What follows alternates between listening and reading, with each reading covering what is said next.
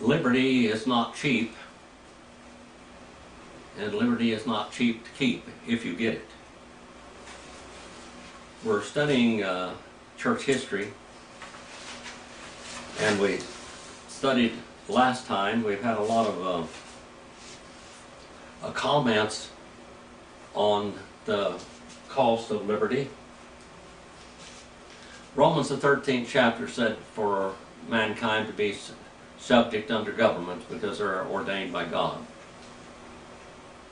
Government in its original form was ordained by God.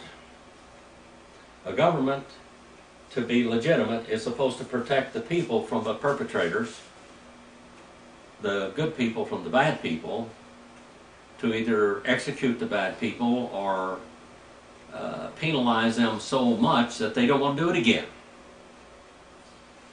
So, if a government doesn't do that, it's not a God-given, legitimate government, is it? Is it? Government, you're supposed to protect the good people from the bad people. You're supposed to protect the people from the government itself when it becomes a tyranny. And if you don't do that, then the government is not legitimate. Let's go here now and see what it cost in America. The cost of liberty in America. As I said in the last message, in the early American colonies, every colony had its own laws. It was basically a state, and they were state churches. The only people in the world that believed in freedom of religion were Baptists in history. Go back to John the Baptist. I mean, he condemned the Pharisees, and they were the administrators of God's kingdom. They were part of that government, and yet they had abused their power. They had got control, and totally there was no justice. They were under the Roman Empire, and yet they rebelled against the Roman Empire. They end up finally in AD 70, because of their arrogance and their belief in that God was a national asset to them when God had left them because they had left Him. They were scattered throughout the whole world.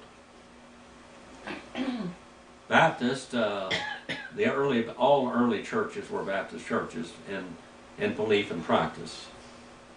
But as they were scattered throughout the world, there in the book of Acts tells you how the churches were scattered. They went out in different areas. They preached, that's all. They didn't persecute anybody. God's churches have never persecuted anyone in history. Never. If your church persecuted anybody, then it's not God's church. That's all I can say about it. God believes in liberty, freedom of religion. You have a volition. God does not make you follow Him. He allows you to follow Him. He calls you to Himself. He saves you. But you have a volition. You have a human will. God's people have never persecuted other Christians or people that weren't Christians. In America, we have a great heritage of Roger Williams and Dr. John Clark and Obadiah Holmes. We're going to read about them and find out what they paid for you to have religious liberty and for that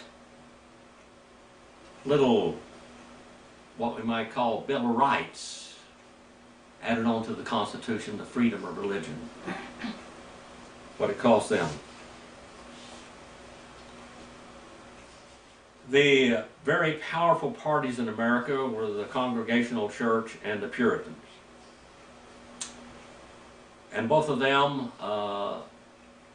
heavily persecuted others that were not of their belief. John Calvin, Martin Luther, in the Reformation, there were pre-Reformation believers that rebelled against the Catholic Church, and those were Baptists. They called them Anabaptists. They called them Mennonites. Here in America, they called them Amish, Mennonites, Baptists. They were in England. They were in Wales. Whole churches from Wales came to America and established churches here, except when they did, it was illegal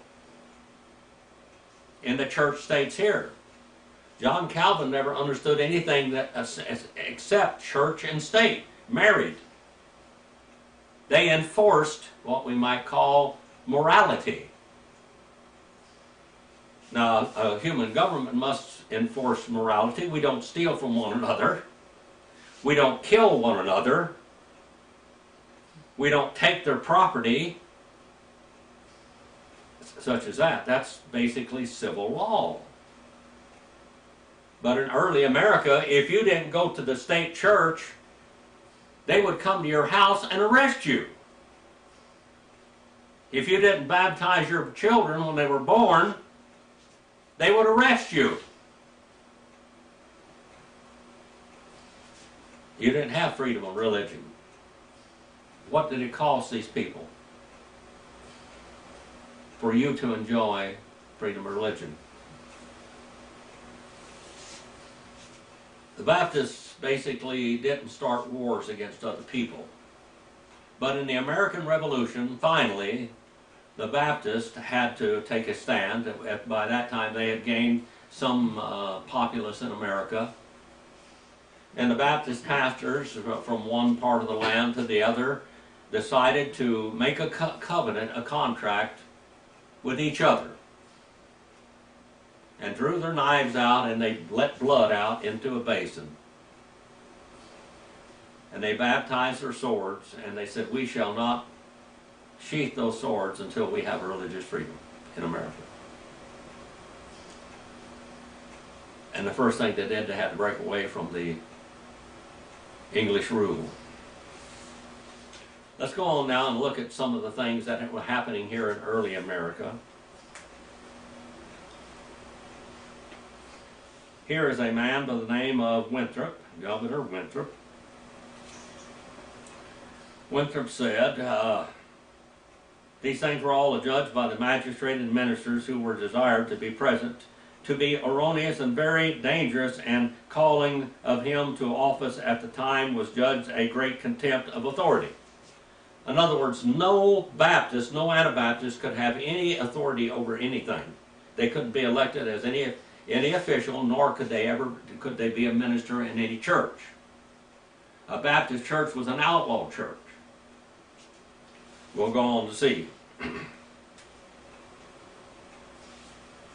The conducts of Roger Williams on the occasion to the magistrates and clergy was mild and conciliatory. Although he did not retract his opinions, he offered to burn his offensive book and to furnish satisfactory evidence of his loyalty to the state where he was, the colony where he was.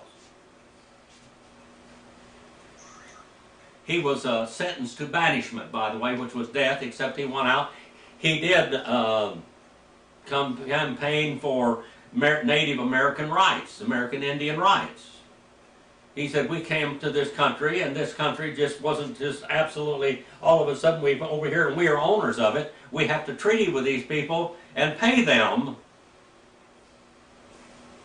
restitution for whatever. If we want land in their land, we need to pay for it. He said that. He said these are individuals. They were individuals under God.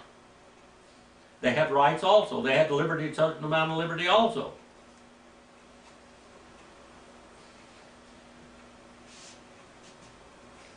Dr. Elton regarded the sentence against Roger Williams as cruel and unjustifiable.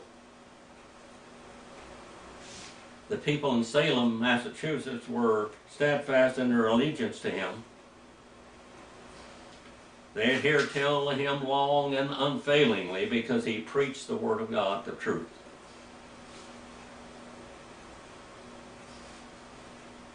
He was sentenced by general court to be banished from the colony on account of his principles. We cannot but admire the fidelity of that friendship which promoted many members of his congregation to accompany him in his exile. They were all exiled.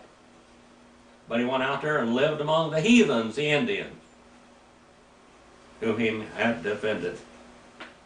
They lost their fortunes. Can you imagine going into a wilderness area?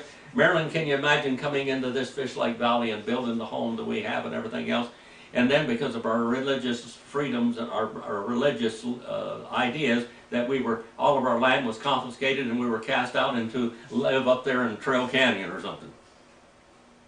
That's exactly like it was. And we had to go live in Icebox Canyon over there on the other side of wilderness. Because we believe what we believe.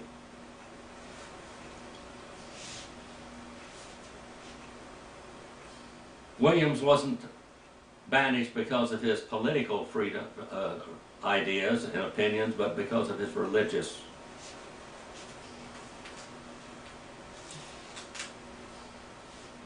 John Quincy Adams later said, he said, can we blame the founders of the Massachusetts colony for banishing him from within their jurisdiction?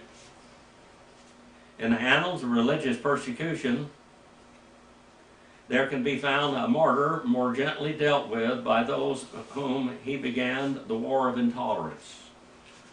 They were not tolerant. He thought that religions ought to be tolerant. They were intolerant. They said that toleration of heresy was a worse crime against God than anything.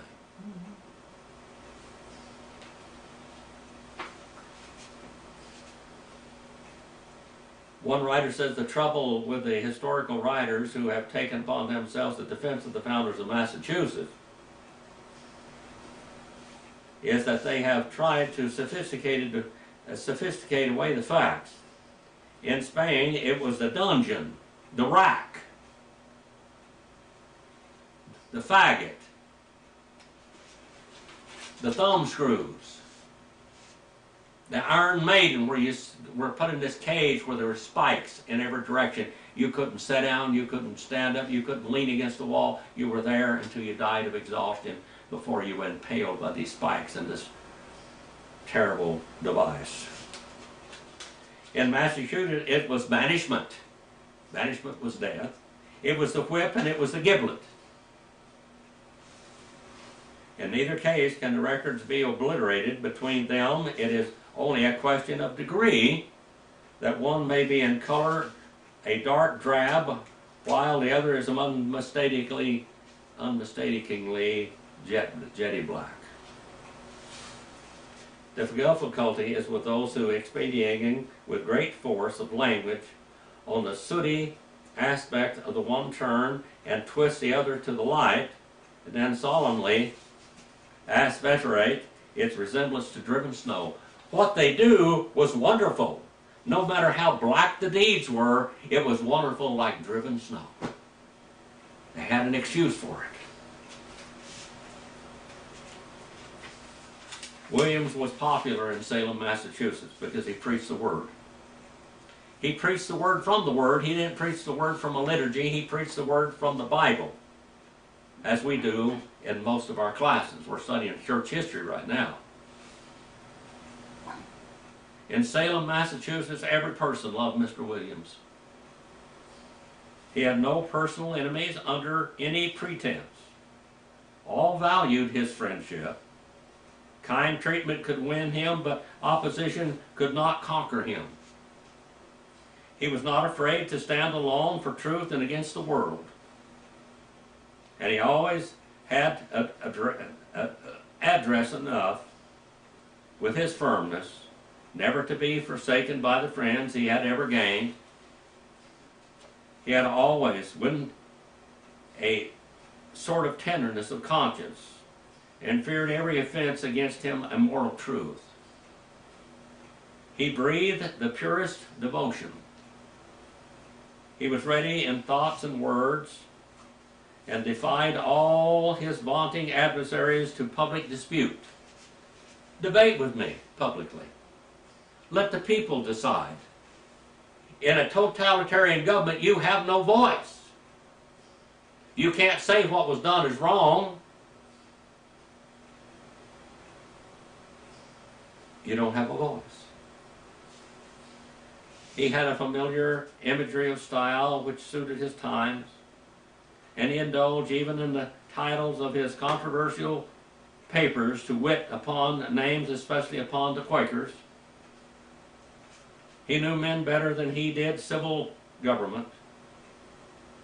He was a friend of human nature, forgiving, upright, and pious. He understood the Indians better than any man of his age. He made not so many converts, but he made more sincere friends. He knew their passions, he knew their restraints, he knew what they could endure. He was betrayed into a wild expanse,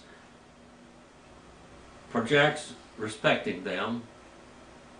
He studied their manners, he studied their customs, he studied their passions together. He's talking about American Indians, where he was banished. His vocabulary also proves that he was familiar with the words of their language, if not alone its principles of that language. It is a happy relief in contemplating so eccentric a character that no sufferings induced any purpose or revenge for which he afterwards had great opportunities, that great social virtues corrected, the first errors of his opinions, and that he lived to exhibit to the natives a noble example of generous goodness, and to be the parent of the independent state of Rhode Island. What was so different about Rhode Island? Rhode Island was a colony of religious liberty.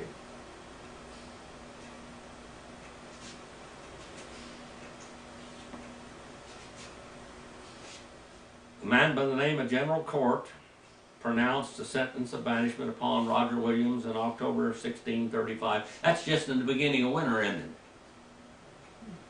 You people that live in cold countries and northern climes know that being dumped out in October in the wilderness is not the best time of year to be dumped out there. Why couldn't they have done it in May, you know?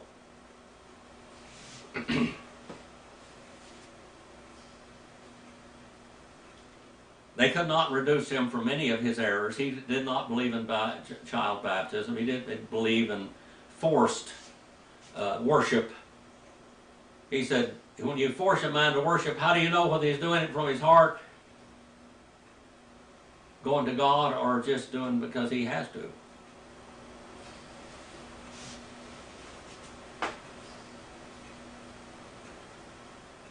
It says here in this edict that Mr. Roger Williams, one of the elders of the Church of Salem, had broached and divulged new and dangerous opinions against the authority of the magistrates. Church and state were one. And also wrote letters of defamation, both of the magistrates and church here, that before any conviction, and yet maintains the same without any retraction, it is therefore ordered that this said Mr. Williams shall depart out of this jurisdiction within 6 weeks, not next ensuing which, if he neglect to perform, it shall be lawful for the governor and 2 of the magistrates to send for him to the same place out of the jurisdiction, and not to return any more without license from the court. You can't come back here unless you get a license to come back into this area of Massachusetts.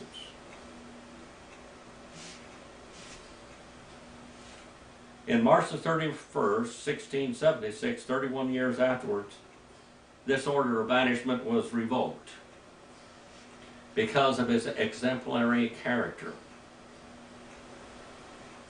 Whereas Mr. Williams stands at present under a sentence of restraint from coming into this colony, yet considering how readily and freely at all times he has served the English interests in this time of war with the Indians, and manifested his peculiar respects to the authority of the colony. In several services desired of him, and further understanding how that by the last assault of the Indians upon the Providence, his house was burned, and himself, in his old age, reduced to uncomfortable and disabled state.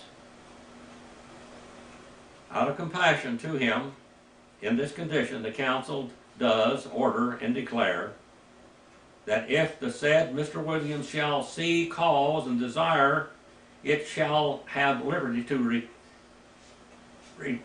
repair into any of our towns for his security and comfort abode during these public troubles. He can come back now, since he's done so much good for us. While we banished him and hated him, he loved us. He behaving himself peaceably and inoffensively, and not disseminating and vesting any of his different opinions in matters of religion to the dissatisfaction of any Plymouth Colony records. The belated recognition to Roger Williams was a tribute to the worth of him as a man and a human being.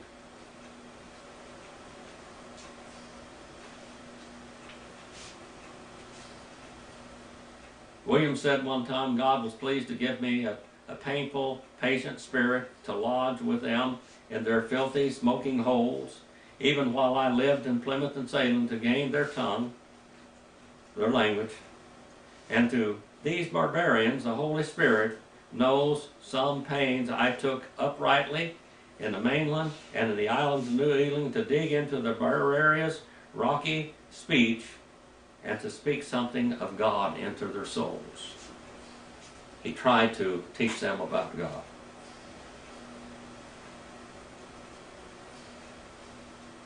Sherman said, more than to any other man of the age, that American republicanism is indebted for its free, full, broad expansion, for its wide and beneficent relation over the extended continent. He was the original exemplar man, unfolding from his own soul the truth that should shape a whole age that we live in today.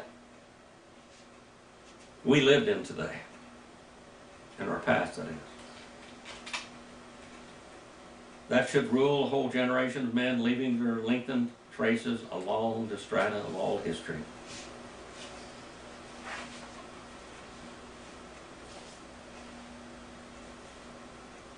On page 36 in volume 2, it says the first sign of organization among the Baptists in America was sometime prior to 1639. In 1638 and 1639 in Providence, Rhode Island and Newport, Rhode Island, 2 Baptist churches sprung up. They were illegal assemblies.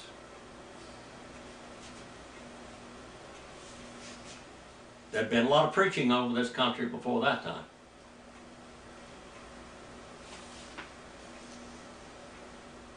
The Providence Baptist views in Providence, Rhode Island. Winthrop in his journey says, Mrs. Hutchinson, the wife of one Scott Hutchinson, being infected with Anabaptistry, and going last year to live in Providence, Mr. Williams was taken, or rather emboldened by her to make open profession thereof, and accordingly was rebaptized by one holy man, a poor man late of Salem. They rebaptize people. That's what you call them. That's why we were called Anabaptists, which mean rebaptizers. And I have rebaptized a lot of people, probably about 100. Then Mr. Williams rebaptized him 10 more. And they also denied the baptism of infants and would have no law enforced upon them to make their children be baptized.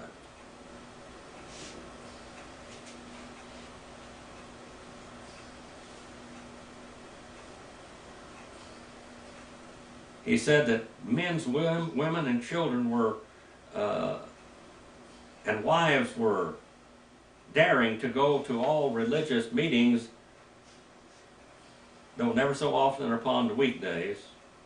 And because one Varon refused to let his wife go to Mr. Williams so often as she was called for, they required of him to be censored.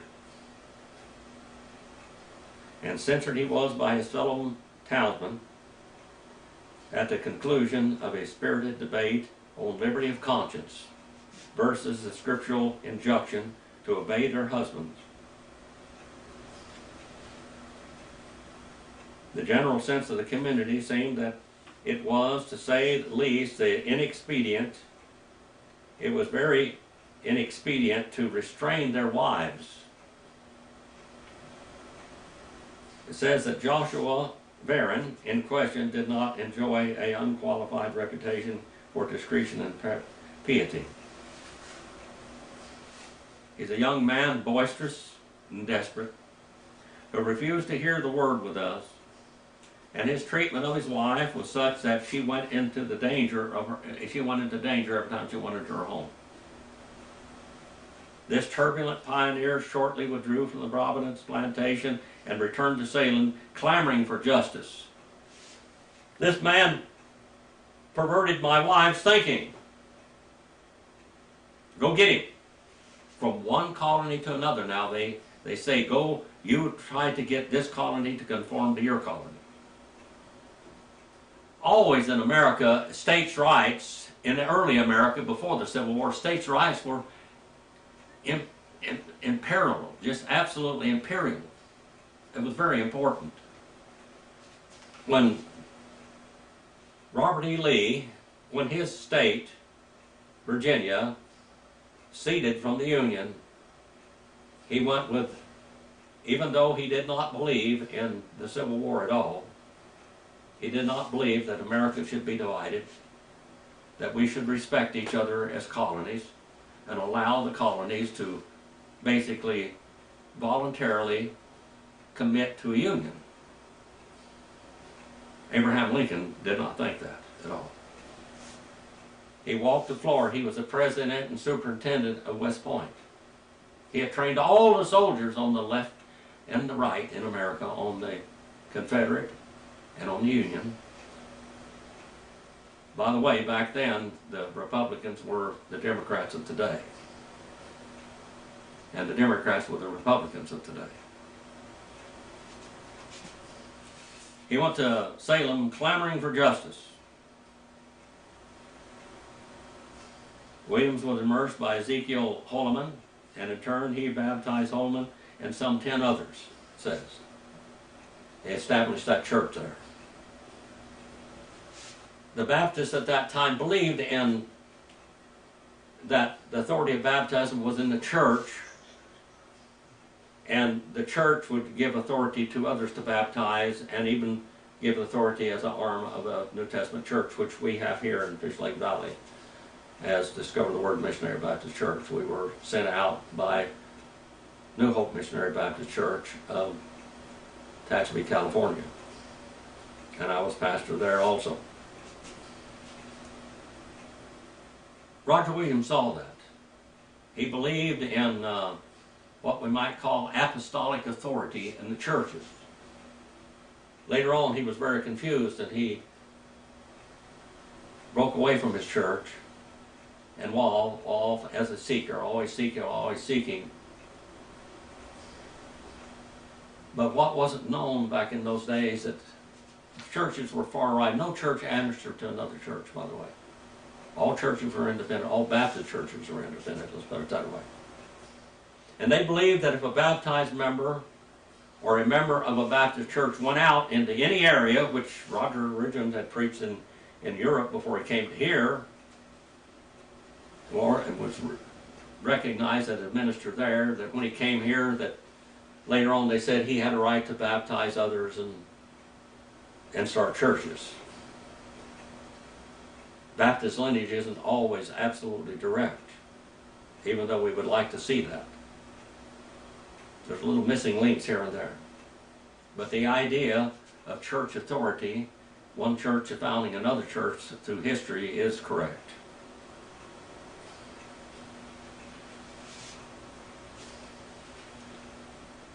Richard Scott was a Baptist at the time and an eyewitness of the ceremony.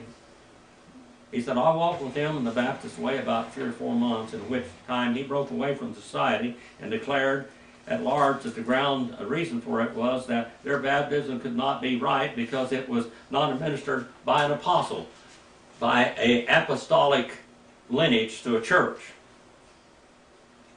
After that, he set about the way of seeking, preaching and praying wherever he could, and he continued on year after year.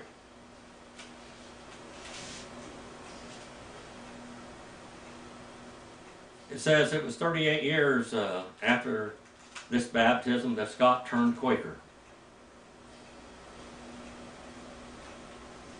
And he said there's no doubt always that baptism form of government, or the Baptist form of baptism was immersion.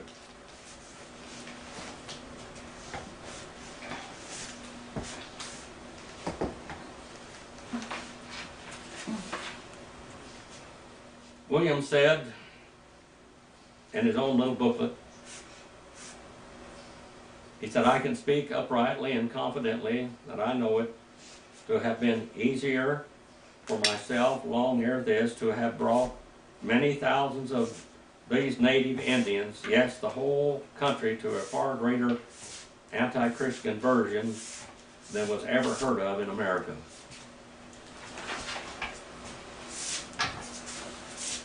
He said, I could have brought the whole country to observe one day in 7.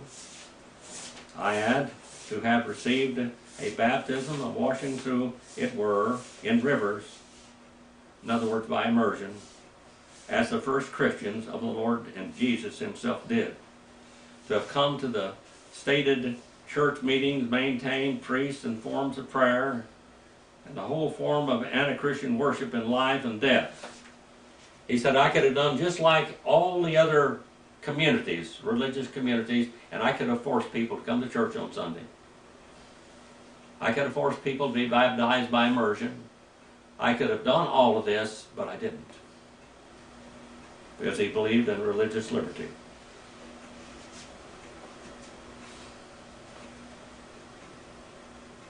Roger Williams was a great founder and propagator of religious liberty in America, and he paid dearly for it. May we take those same principles and what we call confidence in the Word and in the Scriptures, not what we've been taught or raised in as a Catholic church or a Presbyterian or a Methodist or whatever it might be, and yet let what our conscience be led by the Spirit of God through His Scriptures. The Bible is our one rule of faith and practice. Our Father, we thank you for this message from history.